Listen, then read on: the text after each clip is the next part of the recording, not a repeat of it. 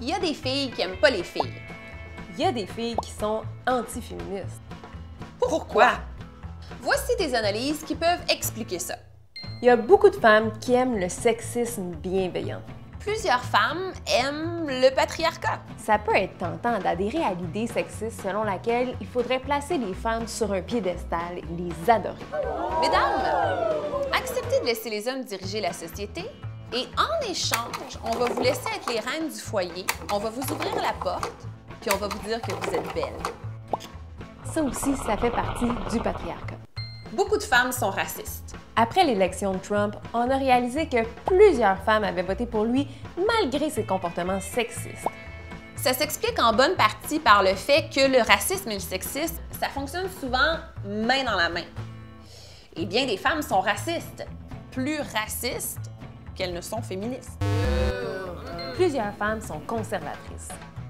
Beaucoup de femmes qui adhèrent aux règles de la société aiment vraiment pas ça quand elles voient d'autres femmes qui refusent de s'y plier. Je le sais, j'ai déjà été une de ces filles-là. Mettons que moi, je m'épile les jambes parce que je sais que c'est ça qu'il faut que je fasse pour être acceptée en tant que femme dans la société. Ben, si je vois une fille qui s'épile pas les poils, je vais être comme genre « Arc des poils sur une femme! Maudite pouilleuse!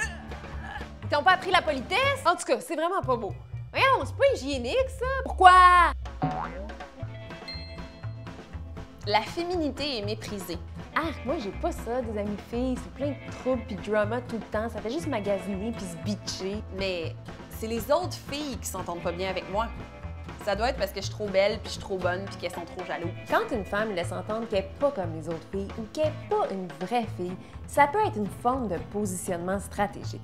Et ça peut te permettre de bien paraître aux yeux de ton entourage si ton entourage est sexiste. Ce qui nous amène à cet autre point. L'individualisme, ça peut être payant.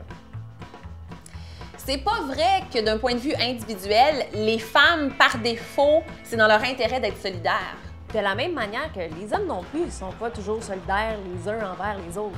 Souvent, ils sont en compétition, puis ils se bitchent eux aussi. Oh. Quand le conflit survient entre deux gars, on va pas nécessairement le souligner. Mais quand le conflit survient entre deux filles, là, on le souligne à grands traits. Ça serait pas un peu pour détourner le débat?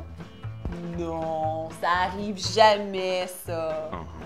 Dans le cas des femmes, la différence, c'est que le conflit survient dans un système qui marginalise déjà les femmes, le patriarcat.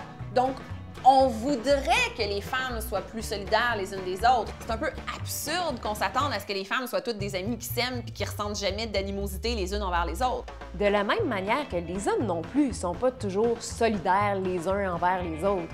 Il faut reconnaître que l'individualisme, ça peut être payant.